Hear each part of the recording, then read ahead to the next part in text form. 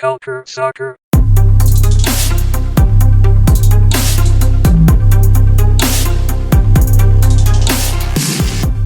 Bonjour à tous, bienvenue à cet épisode de Culture Soccer à l'érable. Aujourd'hui, malheureusement, notre ami Healthy va nous manquer, mais j'ai en ma présence mon cher ami Alex Rupert. Comment ça va, Alex? Ça va très bien aujourd'hui. Et toi? Oui, ça va. Et on a un autre invité aujourd'hui qui s'intéresse beaucoup à la Canadian Premier League, qu'on a invité plusieurs fois ces derniers temps et qui en a long à dire sur le soccer canadien. Notre cher Emile Sabri, comment ça va? Daniel, ça va bien toi? Oui, je te remercie. Content de te revoir parmi nous. Alors, les gars, il y a eu pas mal de choses cette semaine, depuis le dernier épisode où il y avait eu beaucoup de choses déjà. Pour ceux qui ont écouté, ceux et celles qui ont écouté. Là, aujourd'hui, en fait, depuis la semaine dernière, il y a eu la liste pour la Gold Cup qui est sortie. Et bien sûr, il y a eu 8 matchs de Canadian Premier League parce que le tournoi kick-off va à grande vitesse. Donc, commençons par la Gold Cup. Eh bien, on avait parlé de la liste préliminaire de 60 joueurs il y a quelques semaines. Et là, on a eu la liste finale de 23 joueurs, si je ne me trompe pas. Oui, 23 joueurs. Donc, dans cette liste, il n'y a pas grande surprise, là. Je vais énumérer rapidement les joueurs. Dans les postes, dans les buts, on a Dane Sinclair de Minnesota United en MLS. Il y a aussi notre ami Maxime Crépeau des Whitecaps de Vancouver, qui lui aussi est en MLS. Il y a le revenant Jason Leutwiller qui joue en Angleterre. En quelle division, Alex? Il joue en ce moment en Quatrième division. quatrième division. C'est la EFL, la English Football League. C'est la Ligue 2. Ouais, League 2, exactement. Ensuite, en défense, là, c'est un petit peu pas clair parce que, en tout cas, il y a beaucoup d'absences. On sait que il y a en défense centrale Cameron Miller du CF Montréal en MLS. Il y a également Daniel Henry qui a joué le dernier match, qui joue en Corée maintenant. Steven Victoria qui joue en Moreirense au Portugal.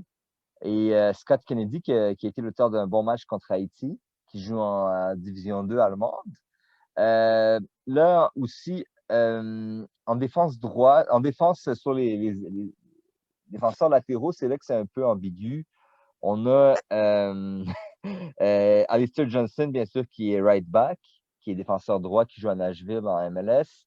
On a notre ami Richie Laryea, qui est polyvalent, un peu de jouer à droite ou à gauche, mais ces derniers matchs, on l'a surtout vu à droite, qui joue au Toronto FC. Puis on a, à la limite, on aurait, comment il s'appelle, celui qui joue à New England, Tejan Buchanan, qui lui, il a été appelé dans la liste, il apparaît comme un joueur offensif, mais il a pu dépanner aussi en défenseur latéral droit. Également, on a notre ami Alfonso Davis qui a été appelé, qui a joué souvent latéral gauche. Donc, ça va être assez offensif. Au milieu de terrain, on a Stephen Eustáquio qui est à Paços de Ferreira au Portugal. Il y a également. Est-ce que lui avait été prêté au Portugal, hein, Alex? Non, il avait été prêté par le Cruz Azul du Mexique et finalement, ils ont exercé leur option d'achat puis ils l'ont gardé. D'accord, merci pour la précision. On a également Liam Fraser qui est à Columbus, prêté par le Toronto FC. Samuel Piette du CF Montréal. On a également Marc-Anthony Kay, Jonathan Osorio. Il y a Harry Payton qui joue à Ross County en Angleterre, en Écosse, en Écosse. Hein? Et il y a également dans les joueurs offensifs, il y a pas mal de joueurs. Tyler Fisher qui joue au Dynamo d'Houston, qui a été auteur de plusieurs buts depuis le début de la saison à MLS. On a Lucas Cavallini, Whitecaps de Vancouver. Junior Hoylett, qui est maintenant sans club depuis le 1er juillet. Theo Corbianu, qui joue à Wolverhampton en Angleterre. Kyle Larin de Beşiktaş. Et la grande surprise, Ayo Akinola du Toronto FC, qui avait déjà joué un match amical avec l'équipe américaine. Est-ce que j'ai oublié quelqu'un, les gars? Il me semble qu'on a fait le tour, hein? Tu as bien fait le tour, je pense. D'accord. Emine, toi, tu as pensé quoi de la liste? Est-ce qu'il y a des grosses absences, des joueurs que tu serais attendu à voir venir? Est-ce qu'il y a des joueurs que tu n'aurais pas appelés? Qu'est-ce que tu en penses? Bon, première surprise, Liam Fraser, parce que pour moi, ça reste un joueur correct sans plus. Il y a eu la mini-saga de Scott Arfield, comme quoi il a parlé avec l'entraîneur chef Erdman, puis qu'il était supposé venir pour ce match, mais à la dernière minute, apparemment, il aurait eu une petite blessure qui l'a empêché de venir. Et il y a eu Junior Hoylett, je pense, qui avait commenté là-dessus dans les médias sociaux, hein, qui avait l'air de douter de sa blessure. Là. Exactement, c'est de là que ça vient, c'est que dans le fond, depuis le début de l'année, il n'a pas représenté le Canada malgré les multiples appels du sélectionneur national. Et puis, disons que ses coéquipiers apprécient moins le fait qu'il choisisse les matchs pour lesquels il veut se présenter. Donc, peut-être c'est de là ma grosse surprise, c'est Liam Fraser. Sinon, au niveau des joueurs que je m'attendais qu'ils soient appelés, mais qui n'ont pas été appelés, il y a le latéral gauche Christian Gutiérrez, qui est titulaire avec les Whitecaps de Vancouver et qui joue très bien. D'ailleurs, je viens de voir le dernier match de Vancouver, puis je l'ai trouvé vraiment solide. Donc, je me posais la question pourquoi Erdman ne l'a pas appelé. Puis j'imagine c'est parce qu'il voit Kamal Miller comme un possible latéral gauche. On sait tous que Kamal Miller a déjà joué latéral gauche avec l'équipe nationale canadienne. Sinon, peut-être qu'il voit aussi un système avec 3 défenseurs puis des pistons. Puis Tyler Pasher, il a joué comme piston gauche très longtemps dans sa carrière. C'est pas juste un ailier gauche, là, ça peut être aussi un piston gauche. Et évidemment, Laria est polyvalent, peut jouer à droite comme à gauche. Et Davis peut être autant un latéral gauche qu'un ailier gauche. Donc, ça fait beaucoup de joueurs sur le flanc gauche possible pour l'entraîneur. Donc, c'est peut-être ça l'explication. Mais sinon, Atiba Hutchinson, c'est pas vraiment une surprise. À 38 ans, il vient de re-signer à Beşiktaş, donc il a besoin d'un peu de repos après une grosse saison. J'aurais aimé le voir en Gold Cup, mais c'est pas plus grave que ça. Il va être plus reposé pour les éliminatoires du octogonal au mois de septembre. Donc, sinon, la belle surprise, c'est Ayo Akinola. On en parlait au dernier podcast sur l'équipe nationale. Ça veut dire que après qu'il ait assisté au camp, il a été convaincu par le niveau d'organisation de l'équipe, le groupe en place, l'ambiance, etc. Donc, je pense que c'est une excellente nouvelle qu'Ayo Akinola se joigne au groupe. Et toi, Alex, c'est quoi tes surprises, tes déceptions, les absences que tu as remarquées, qui t'ont marqué? Moi, je pourrais dire que ma principale déception, c'est sûr que Hutchison, on peut comprendre. Harfield, son attitude est un petit peu décevante, surtout que Junior Hoylett l'avait mentionné sur les médias sociaux qu'il pensait que c'était pas vraiment vrai qu'il serait blessé. Je pense qu'il fait juste prioriser sa préparation pour la qualification à la Ligue des champions, car Rangers sont champions d'Écosse, donc ils doivent passer au tour de qualification. Même chose pour Hutchison et même chose pour Davis, lui, c'est directement Jonathan David, c'est directement en phase de groupe, mais il veut se préparer pour son nouveau club. Je te dirais qu'en déception, j'aurais voulu voir Lucas Diaz du Sporting CP. Je ne sais pas pourquoi on n'a pas pu l'avoir. Je pense qu'il se prépare pour sa pré-saison.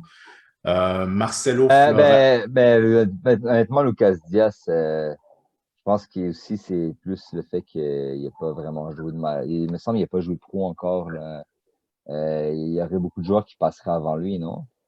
Il s'est entraîné beaucoup avec le premier club et Sporting lui a renouvelé son contrat. Donc, ils ont l'air de croire aux joueurs. Puis pendant le tournoi de la qualification des Jeux olympiques, c'était un des seuls qui allumait un peu la créativité au milieu de terrain. Sinon, une autre déception, je dirais que j'aurais voulu voir Daniel Jefferson, l'attaquant de Sheffield United, mais John Herdman a expliqué que c'était pas vraiment le moment à ce temps-ci parce qu'il voulait se préparer pour sa pré-saison. Il a seulement 17 ans, donc tu veux vraiment pouvoir t'entraîner avec le premier club et t'établir dans le système et mériter tes minutes. Euh, Sinon, comme autre déception, on peut aussi parler du jeune Canadien-Mexicain Marcelo Flores de Arsenal.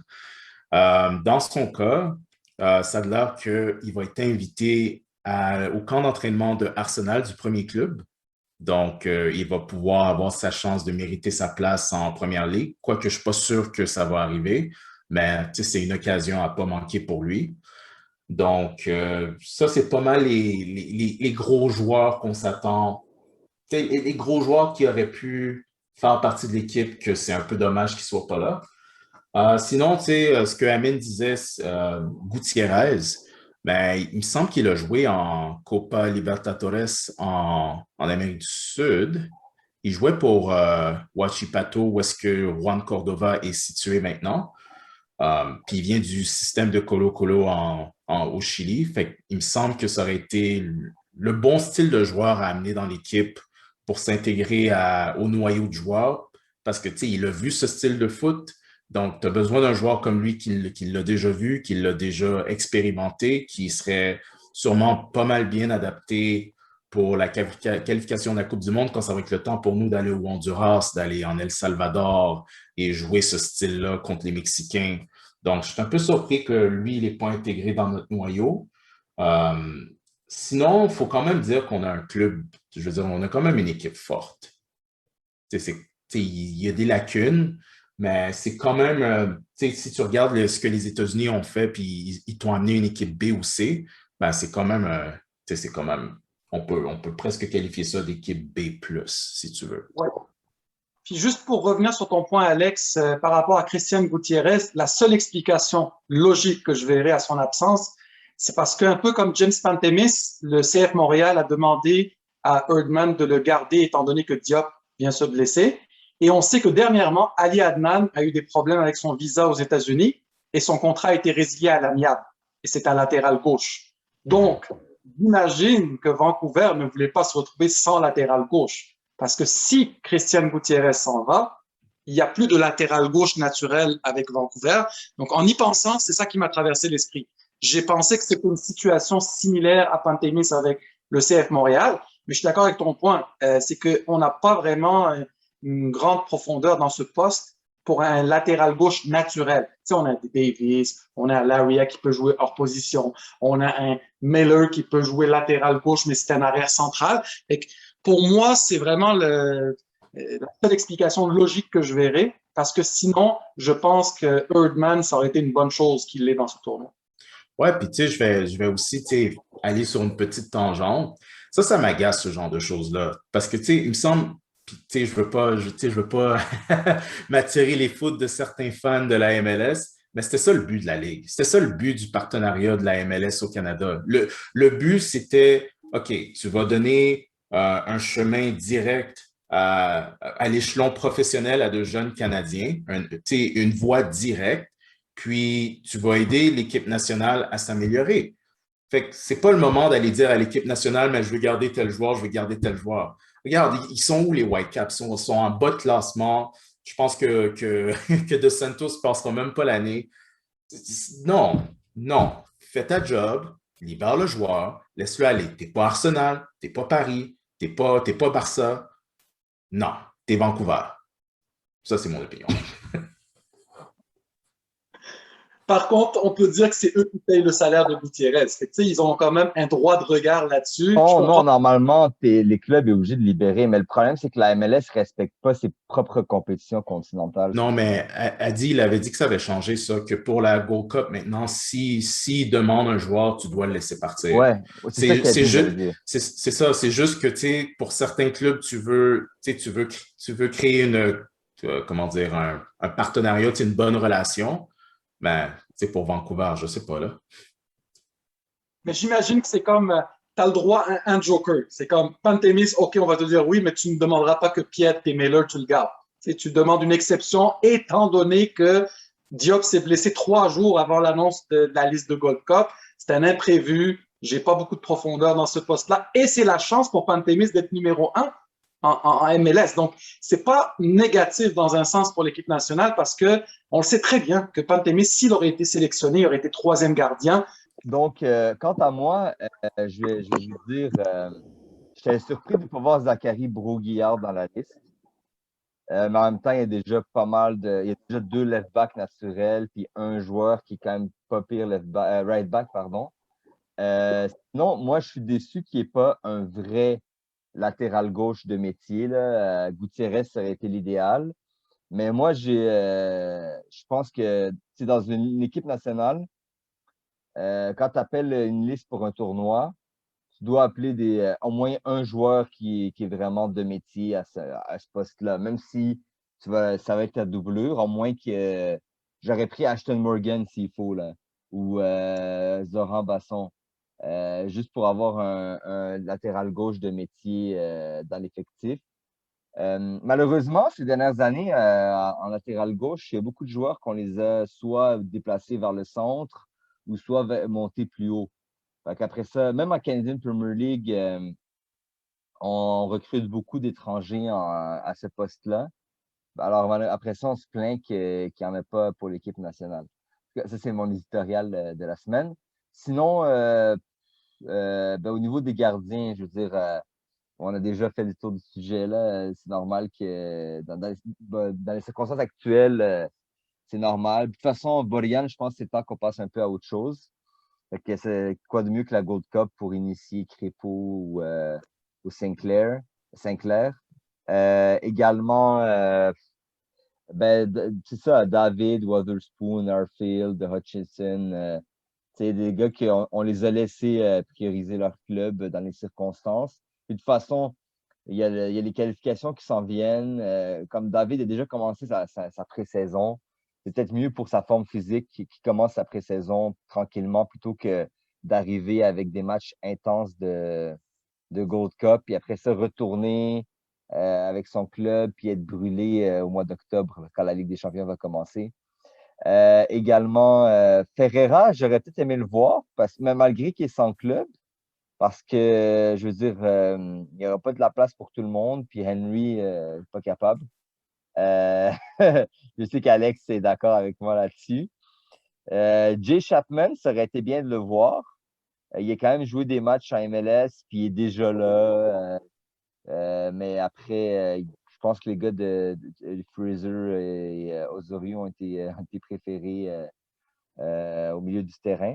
Dans l'ensemble, comme vous avez dit, c'est une très bonne liste. On a Akinola qui va pouvoir nous prouver c'est un joueur qui est capable d'être un partant pour l'équipe nationale. Il y aura l'occasion pendant la Gold Cup de le prouver, là. Là, pour retourner à la Gold Cup, un petit rappel pour nos auditeurs. Le Canada sera dans le groupe des États-Unis, de la Martinique et d'une autre équipe à déterminer. Aujourd'hui, nous enregistrons le mardi 6 juillet. Il y a des matchs qui sont en train de se jouer en ce moment même. Il y a un match de Trinité-Tobago qui vient de se terminer par une séance de tir au but. Donc, on va souhaiter bonne chance à l'équipe nationale canadienne pour le tournoi. Puis, on va en reparler dans les prochaines semaines. C'est pas ça qui va manquer. Également, il y a eu, au cours de la dernière semaine, pardon, il y a eu 2 journées de CanPL. En milieu de semaine, il y a eu 4 matchs. Puis, en fin de semaine, il y a eu un autre 4 matchs.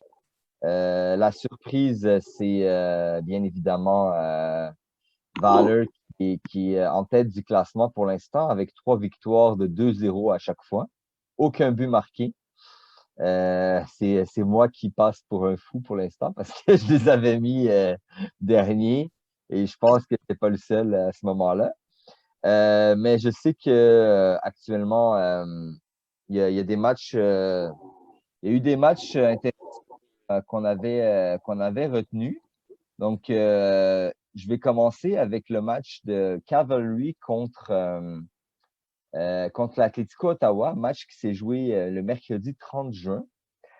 Ça s'est terminé par le score de 4-1 pour Cavalry, avec 2 buts de Aringa Selemani, 1 but de Vincent Letourry, 1 but d'Elliot Simmons. Et le but d'Atlético Ottawa, c'était de Miguel Acosta. Cavalry a décidé de faire tourner un peu l'effectif en mettant titulaire plusieurs joueurs qui n'étaient pas là lors du premier match, comme par exemple Aringa Selemani, David Norman Jr., donc Mohamed Farsi, Victor Loturi aussi. Donc, on a pu vraiment voir l'étendue de l'effectif de Cavalry, qui est souvent sa marque de commerce depuis le début de la CanPL. Ce match a été, je veux dire, avait commencé par un but de Selemani en début de match. Il y avait une erreur de Kissin Ferdinand. Selemani nous a marqué un vrai but de renard de surface. Par la suite, il y a eu un autre but de. Non, il y a eu un but de Miguel Acosta. C'est une passe de. Est-ce que vous vous rappelez, c'est qui a fait la passe? Je ne me rappelle plus qui avait fait la passe sur le côté à Miguel Acosta. Je pense que c'était Steven Shaw. Et Acosta qui était tout seul dans la boîte et qui l'a rentré. Également, on a eu Ouais, c'était Steven Shaw, exactement. Également, par la suite, il y a eu un but de Selemani qui était hors jeu. Malheureusement, l'arbitre ne l'a pas vu. C'est encore une fois un argument de plus pour la VAR en Canadian Premier League. Au retour des vestiaires, Tommy Wooden Jr. a fait quelques changements, a fait rentrer, si je ne me trompe pas, il y a eu notre ami Anthony Novak qui est rentré en deuxième mi-temps et Elliot Simmons. Elliot Simmons et Victor Loturi a marqué un but sur un très beau centre. C'était de toute beauté. Également sur un centre de Dick Cara, si je ne me trompe pas. Et par la suite, il y a eu une passe de Novak pour Elliot Simmons.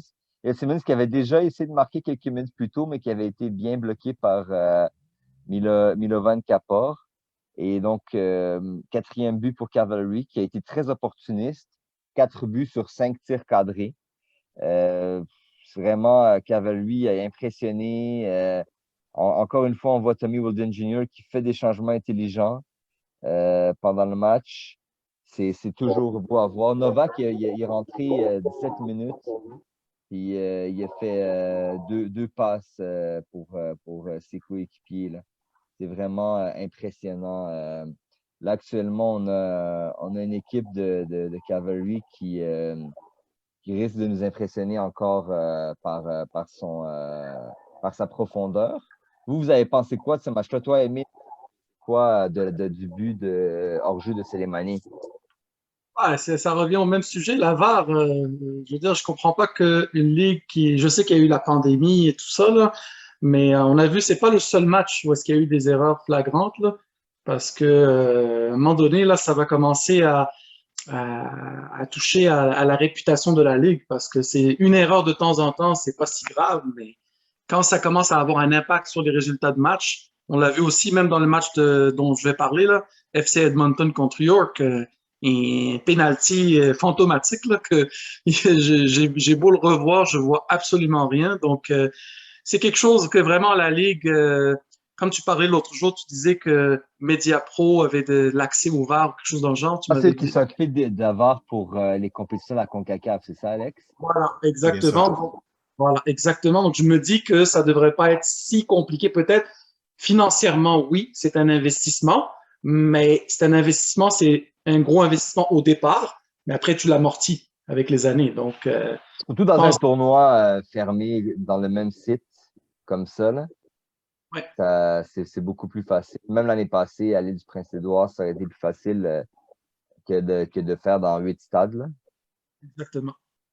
D'ailleurs, il y a eu le but de l'autre-souris qui était limite aussi, là. Je ne sais pas si vous vous rappelez.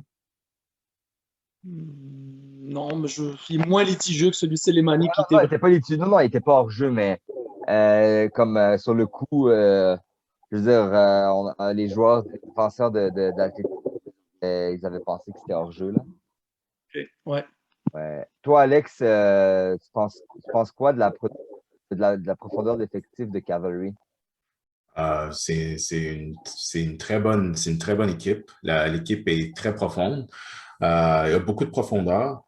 Tu sais, on parle des gars qu'on a signés comme Joe Mason qui est toujours pas là. Puis tu regardes l'effectif qu'il y avait sur le banc. T'as toujours Richard Lucas qui nous a pas, je pense qu'il nous a pas encore montré le meilleur de ce qu'il est capable. Mais ils ont fait rentrer du monde sur le banc comme Anthony Novak, Elliot Simmons, Nick Ledgerwood. Tu peux toujours compter sur Charlie Trafford pour nous aider. Euh, tu sais, quand tu regardes un match, je ne veux pas utiliser un anglicisme, mais c'est vintage cavalry. Euh, L'exécution est tellement bonne, puis tu vois que dans le système de Tommy Wilden, il a été capable d'intégrer des nouveaux éléments à la perfection. Tu regardes le Tory, au début, tout le monde dit, ben, il vient de Calgary Foothills, il est jeune, on ne sait pas trop comment il va réagir, puis c'est comme, ça paraît pas, ça paraît pas il en est à ses premières minutes pro, ça paraît pas, il fonctionne bien, puis il contribue déjà. Puis tu vois Norman Jr., qui a été excellent comme défenseur central aux Olympiques. Je l'ai trouvé bon comme milieu de terrain. Peut-être qu'à Miami, ça ne fonctionnait pas très bien, puis Pacifique, moi, je l'avais pas trouvé mauvais à Pacifique en tant que milieu de terrain, mais tu vois que Tommy Wilden Jr. a trouvé une excellente façon de l'intégrer. Puis tu as José Escalante qui joue toujours les petites pestes et qui forme un duo du tonnerre avec Sergio Camargo. Et tu regardes l'effectif, tu as Yao qui a bien performé, tu as Klump, puis cette fois-ci, je crois que c'était l'autre défenseur central qui n'était pas disponible pour ce match-là. Puis tu as Farsi comme latéral. Cavalry, c'est une équipe qui peut rouler son effectif et être tout aussi dominante d'un match à un autre et reposer leur effectif. Donc, pour moi, c'est vraiment une équipe qui va être dangereuse tout au long de l'année. Et Ottawa avait juste pas la profondeur ni le talent pour les suivre du tout. C'était toute une performance de football. Et ça, c'est à l'honneur de Cavalerie, puis qui représente bien cette ligue dans leur style. Eh ben, bravo, Alex.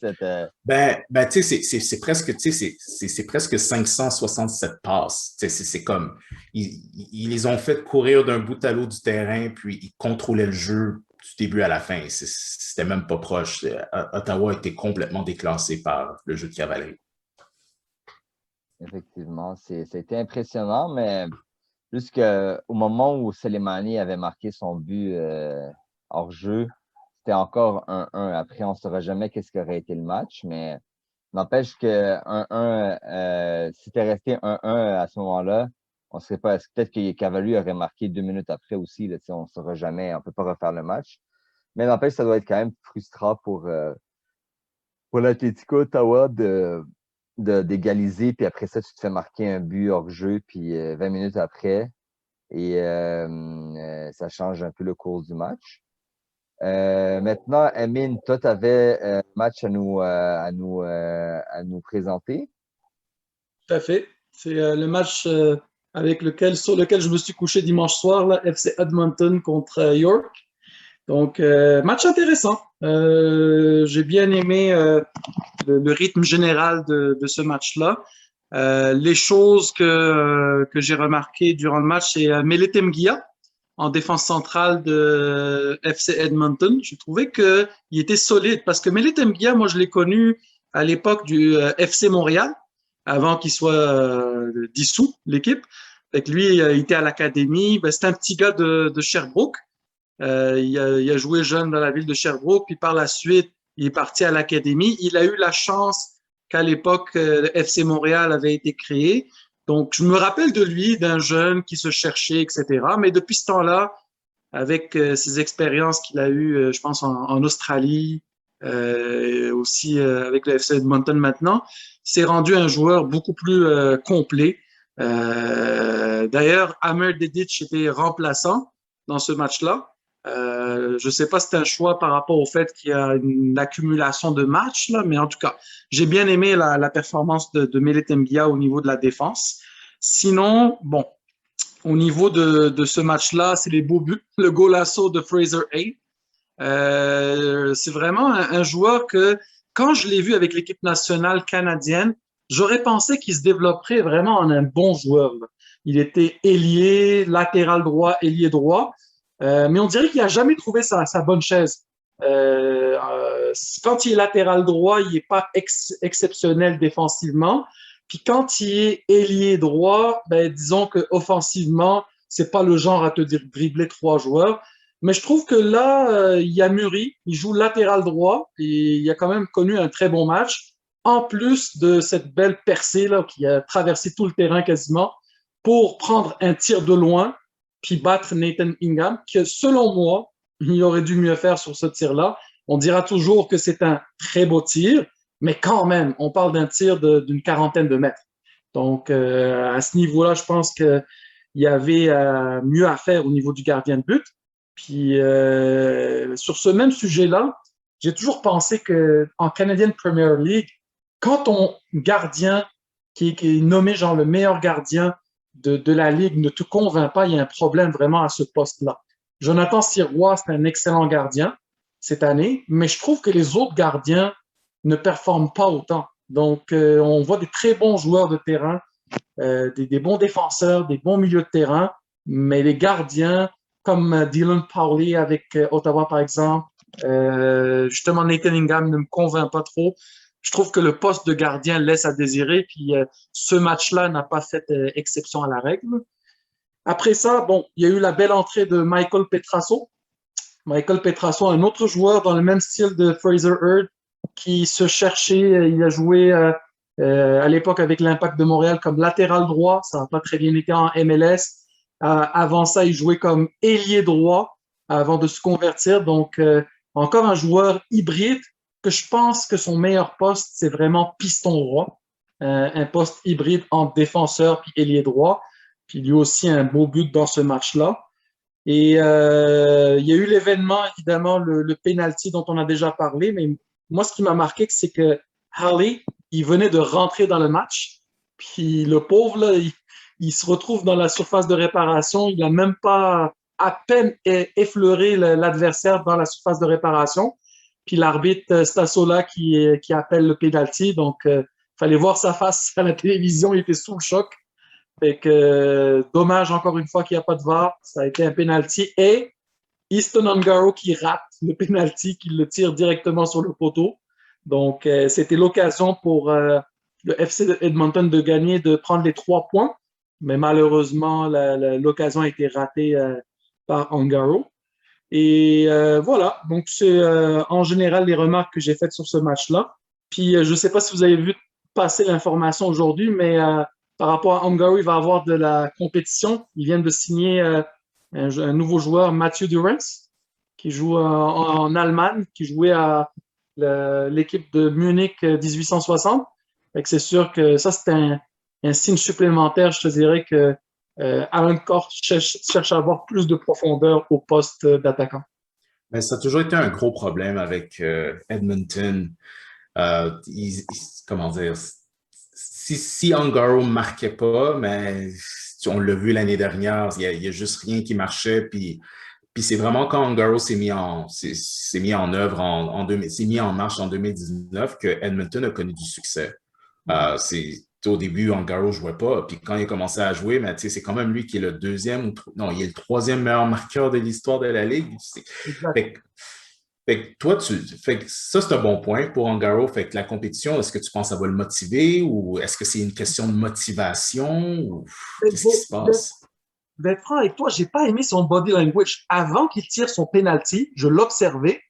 Puis avant de tirer le penalty, il était déjà dans un esprit défaitiste. Moi, c'est ce que je me suis dit à la télé. Je l'ai vu. Il y avait un body language vraiment que c'est sûr qu'on était à 89e minute, il y avait la fatigue. Je comprends tout ça. Mais même avant qu'il tire, j'avais ce feeling-là que son niveau de confiance, parce qu'on sait, un attaquant, c'est beaucoup de la confiance. Puis je sens qu'Angaro a perdu la confiance qu'il avait en 2019. Comme tu parles, c'était un joueur important, mais Island Games, l'an passé, là, je veux dire, il n'a pas fait grand-chose. Donc, à ce niveau-là, moi, je me dis, la compétition, ça ne peut pas lui nuire. Parce qu'il en a besoin. Il a besoin de se booster. Ce qu'il donne présentement à l'équipe, c'est pas suffisant. Donc, je me dis, c'est une bonne chose qu'il vienne de rajouter un attaquant. Ça peut peut-être le booster pour qu'il revienne à ce qu'on a connu de lui au début de la CanPL. Donc, c'est ça. Puis, un dernier point que je voulais rajouter sur le match, on a remarqué Thomas Giraldo, qui a été prêté par le CF Montréal, n'était pas sur la liste de match. Ben, je peux vous confirmer qu'il est blessé. Et ça fait plusieurs semaines qu'il est blessé en réalité. J'ai écouté un autre podcast où est-ce que l'invité, c'était Alan Cobb, puis il parlait justement qu'il aurait aimé avoir Giraldo parce que ça a l'air que de ce qu'il a vu de lui, il pourrait être intéressant au milieu de terrain. Donc, apparemment, il est sur le chemin du retour, mais ça serait une addition supplémentaire qui pourrait aider le milieu de terrain, à mon avis. Parce que Thomas Giraldo, je l'ai vu à l'entraînement avec le CF Montréal. Il avait 17 ans, puis je peux vous dire que ce gars-là n'a pas froid aux yeux. Quelqu'un qui a vraiment une belle prestance sur le terrain, un bon physique et une belle confiance balle au pied. Donc, c'est un nom à retenir. D'après moi, c'est un joueur qui pourrait surprendre cette année en CanPL. On verra qu'est-ce que ça va donner, mais on a vu qu'à date, les joueurs prêtés par le CF Montréal, c'est très concluant. Hein. Sirois, Yao, c'est même Kishan Ferdinand, malgré l'erreur qu'il a fait, je trouve que vraiment pour un joueur de 17 ans, il est mature. Il est vraiment plus mature que son âge. Donc, je me dis que Giraldo, ça pourrait être un autre joueur qui se rajoute à cette liste-là d'agréables surprises. Ce serait vraiment bien pour de vrai parce qu'effectivement, ça aurait été le fun de le voir ce match-là. Alex, toi, tu penses quoi? Je sais que c'est un sujet qui t'intéresse, de la gestion de l'effectif du côté de York, là, parce qu'actuellement, on est à 2 matchs nuls, une défaite. Est-ce que on n'a pas, je veux dire, on a une différence de but qui est pas, c'est juste de -1 seulement. Mais on remarque un peu que des joueurs ne jouent pas nécessairement au poste qu'on est habitué de les voir jouer. Il y a eu beaucoup de cartons aussi, des buts contre son camp. Tu penses quoi de tout ça? OK. Pour ce qui est de la gestion de l'effectif, je pense qu'ils commencent à mettre les personnes à la bonne chaise, surtout en défense. Ansa qui a joué à droite comme latéral droit, Zator et Thompson qui ont joué ensemble, Zator encore qui fait un très bon match, Tariq Mohamed qui a joué comme latéral gauche, mais j'aurais quand même préféré, Diedine Abzi, qu'il soit capable de performer comme qu'il le fait à n'importe quelle position, ça c'est tout à son honneur. Tout ce que ça va faire, c'est que ça va attirer les regards sur lui, ce qui est excellent. Pour ce qui est des autres, tu vois, j'aime bien le duo de Ferrari et Wright. Je trouve qu'ils ont une belle complicité. Je trouve que Alvaro Rivero, l'Espagnol, je trouve qu'il n'en donne pas assez. Je le trouve un petit peu meilleur dans les Island Games. Mais, comment dire, ça laisse encore à désirer. Il ne faut pas oublier que les signatures les plus intéressantes de York United sont prêtées en République dominicaine. Tu pourrais me rappeler les noms. c'est les deux Argentins, Matteo Hernandez. Oui, il y avait deux Argentins et en fait, il y a eu plusieurs joueurs qui n'ont pas pu rentrer au Canada. Mais maintenant, que la Ligue de République dominicaine avait été interrompue à cause de la pandémie, ils sont partis au Costa Rica. Les deux joueurs en question. Puis il y en a un troisième, je pense, Sébastien Gutiérrez, qui lui est juste sans club pour l'instant. Il y avait deux Argentins qui étaient en République dominicaine. Et Sébastien Gutiérrez, je pense, qui était colombien ou péruvien, qui est sans club pour le moment. Oui, fait que les deux jouent à Guadeloupe. Tu as Lisandro Cabrera, qui est attaquant argentin, et tu as le milieu de terrain. C'est lui qui avait joué en Ligue des Champions avec lui, c'est vrai. Exactement. Puis tu as Matteo Hernandez à Guadeloupe aussi. Donc, les deux sont partis à un excellent niveau. Puis, on peut comprendre que c'est 2020, c'est la pandémie, fait que c'était difficile pour eux de rentrer au pays. Puis, tu vois que York, ils ont essayé d'arranger l'effectif du mieux qu'ils pouvaient pour cette saison-ci, mais tu vois que Cabrera et Hernandez leur manquent cruellement. Parce qu'en avant, tu espérais que Alvaro Rivero fasse comme qu'il avait fait à la deuxième moitié des Island Games, puis je ne le vois pas. C'est énigmatique, York. Tout ce que je peux dire, c'est énigmatique. C'est un club qui est très talentueux, mais je pense que la tactique est douteuse. Et il sous-performe. Puis c'est pas la première fois qu'on parle de la sous-performance de ce club-là. Où est-ce que ça va s'en aller? C'est l'avenir qui va nous le dire. Je ne pense pas que ça va être un club qui va faire les séries éliminatoires, mais on va voir. On va suivre York United. Noah Verhoeven qui est remplaçant, alors que c'est un joueur que j'apprécie énormément. Je ne sais pas, moi je m'attendais que il allait vraiment bien, il va être titulaire, mais bon, finalement il n'a pas joué, fait que ça a été une surprise aussi pour moi. En tout cas, ils ont intérêt. Il ne faut pas oublier la pré-saison qui a été tronquée, le manque d'automatisme. Ça a joué aussi, là. C'est un élément à ne pas sous-estimer, là. C'est inévitable.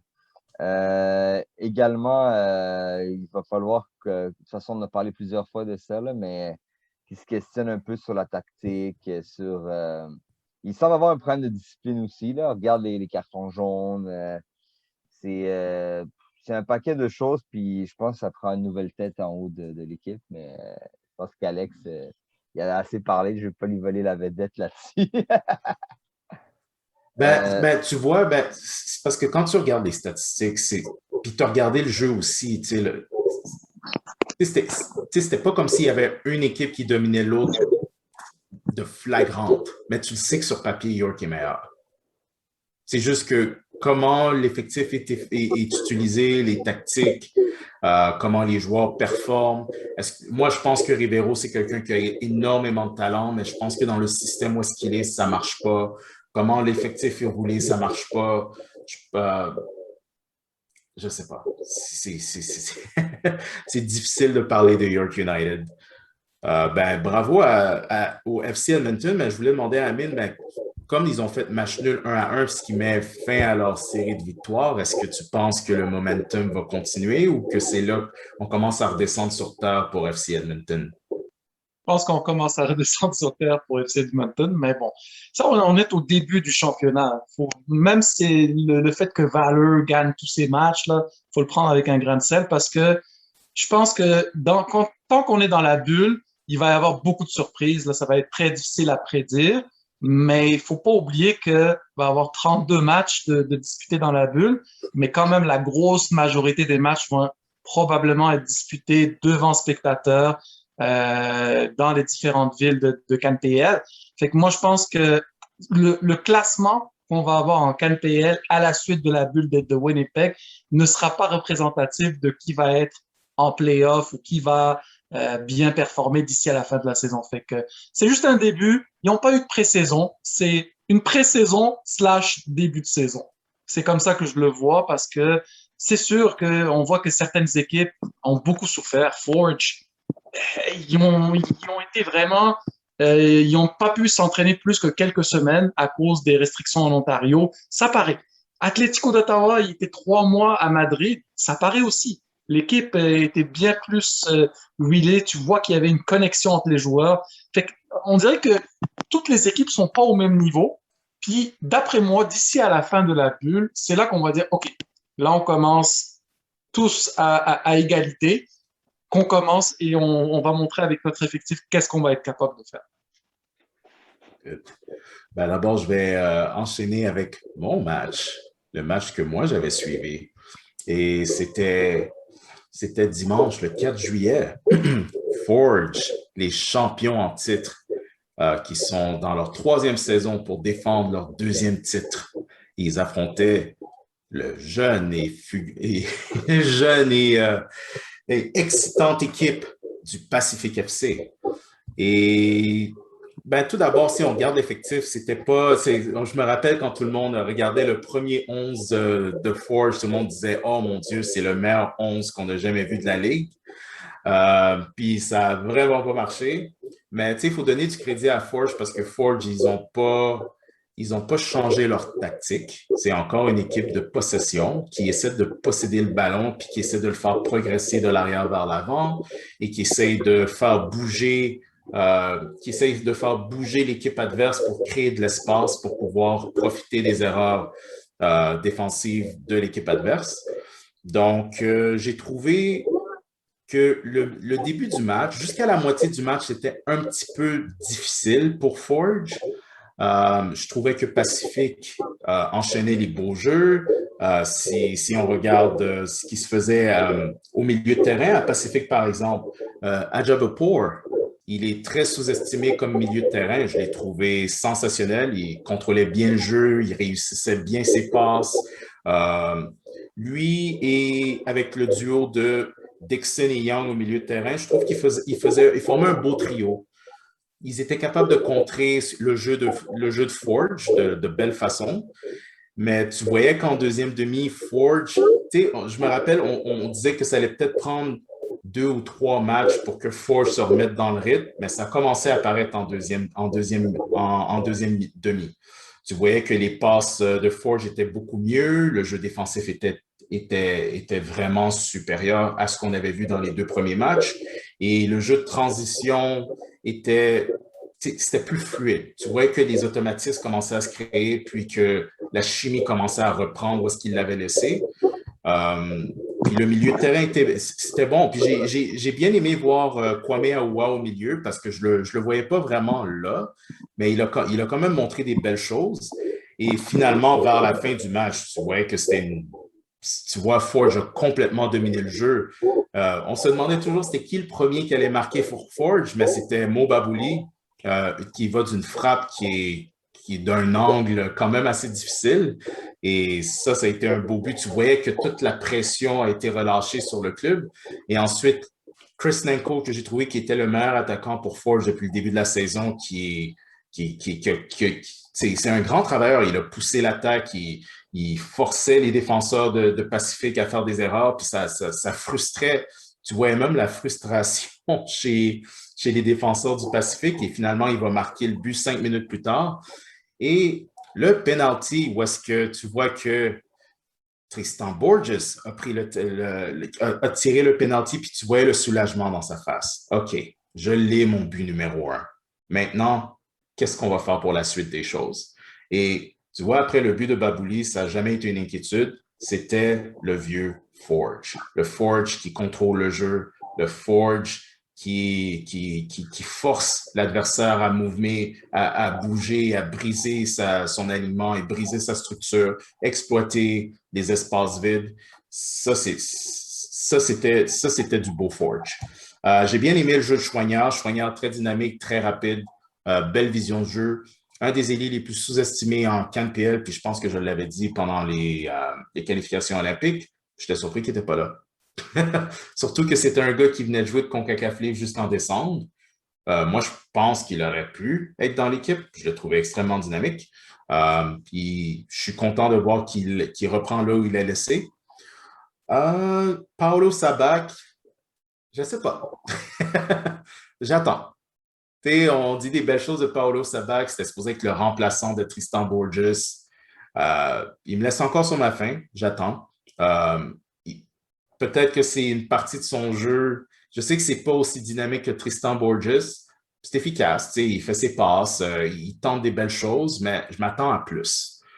Ceci étant dit, De Jong Jakovic, qui avait été désastreux au premier match, il a été bon. Puis ça, c'est rassurant parce que tu as besoin d'un bon remplaçant pour David Edgar.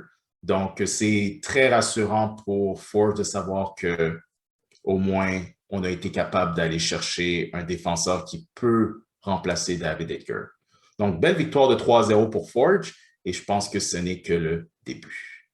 Merci beaucoup, Alex, pour ce résumé détaillé. Toi, Emine, t'as pensé quoi de ça? Ben, comme disait Alex, on a vu un grand soulagement pour Tristan Borge. Quand il a marqué son but, tu voyais que c'est comme un poids énorme qu'il y avait de moins sur les épaules. Puis un petit point que j'ai remarqué, il est sorti sur blessure. Il y avait un gros sac de glace sur son genou. J'ai pas trop aimé voir ça parce que des fois ça peut être l'indication d'une blessure. On ne sait pas au genou, c'est jamais certain la durée d'une absence là, mais j'espère juste que c'est pas quelque chose de grave et qui va être disponible pour le reste de la bulle à Winnipeg. Fait que ça, c'est au niveau de Borge. Et je sais qu'on s'en est parlé régulièrement, Daniel, le jeune Garven Metusala, qui était latéral droit à Forge, c'est un joueur que j'ai bien aimé, honnêtement. J'ai trouvé que c'est un joueur, premièrement, qui est polyvalent, capable de jouer au centre et comme latéral droit ou gauche. C'est un joueur qui est ambidextre en plus, c'est-à-dire il peut jouer des deux. Ouais. Ambipède.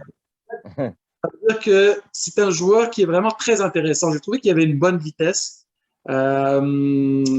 C'est un joueur évidemment qui a été repêché au repêchage U-Sport, le dernier repêchage, mais à la base, il a déjà joué en PLSQ. L'an passé, il jouait avec l'AS Blainville. Il était à l'Université Concordia et qui jouait là-bas. Et que moi, je trouve que c'est un joueur qui peut être très intéressant pour cette équipe. Jonathan Grant, quand il est rentré, il était bon, mais je pense que ce joueur-là risque de voir beaucoup de minutes cette saison, de par sa polyvalence, le fait qu'il peut jouer latéral droit, latéral gauche. Il est un peu comme Kishan Ferdinand, si on peut le comparer là dans le profil. C'est un joueur jeune, rapide, capable de jouer au centre, à droite et à gauche. Fait que ça, c'est le genre de joueur passe-partout que, avec une saison, avec les blessures, avec les répétition de matchs aux 3 jours, je me dis qu'il va avoir plusieurs chances de se démontrer cette année. Merci, Hadi. Non, merci, Emine, pardon. Et par contre, moi, tout ce que j'ai à dire, là, c'est une statistique. Vous avez remarqué que j'aime bien glisser des statistiques. C'est le nombre de tirs cadrés de Pacific qui est de 0. Également, je voulais mentionner le fait que Pacific, je veux dire, Forge, on attendait un peu leur bloc qui marque des buts. Puis là, finalement, c'est arrivé contre l'équipe qui avait marqué quand même 2 buts chaque match avant ça. Donc, c'était impressionnant. Surtout que moi, Pacific, je les voyais bien classés cette année. Malgré que Pacific a quand même dominé le match au niveau de la possession, 58% de possession. Mais Forge a fait beaucoup plus de tirs, a fait 15 tirs contre 6 du côté de Pacific. Donc, les statistiques, ça ne veut pas toujours dire quelque chose comme cette fois-ci. C'est pour ça que je les mentionne. Puis, dans l'ensemble de la Ligue, il y a une chose que je voulais mentionner, c'est bonne chance à Halifax qui, là, on a appris que Stephen Hart va avoir une intervention médicale. Malheureusement, ça ne va pas bien pour le club. Est-ce que c'est en lien? Je ne peux pas dire. Mais là, 1 point en 3 matchs, aucun but marqué. C'est quand même dommage pour une équipe qui était en finale l'année passée. Puis c'est une équipe quand même que nous, on a certaines sympathies à Halifax à cause du nombre, en raison de l'important contingent de joueurs québécois. Et là, des fois, il y a des choses plus importantes que le sportif, comme la santé de Stephen Hart. On va lui souhaiter un prompt rétablissement. Donc, les gars, actuellement, on va continuer à suivre la Canadian Premier League, la Gold Cup, même les Jeux olympiques Tokyo avec l'équipe féminine qui s'en viennent. Les prochaines semaines vont être très agitées. Alors, Amine, je voulais te remercier en mon nom, au nom d'Alex et au nom de Hedy qui n'est pas là. Merci d'être revenu et d'avoir accepté rapidement une invitation. Toujours avec un grand plaisir. Et merci, Alex, comme toujours, avec tes analyses très précises. Fait plaisir et merci à Amine pour avoir accepté notre invitation. C'est toujours un plaisir d'avoir tes analyses et tes opinions. Merci. Alors, très chers auditeurs, je vous remercie et à la semaine prochaine.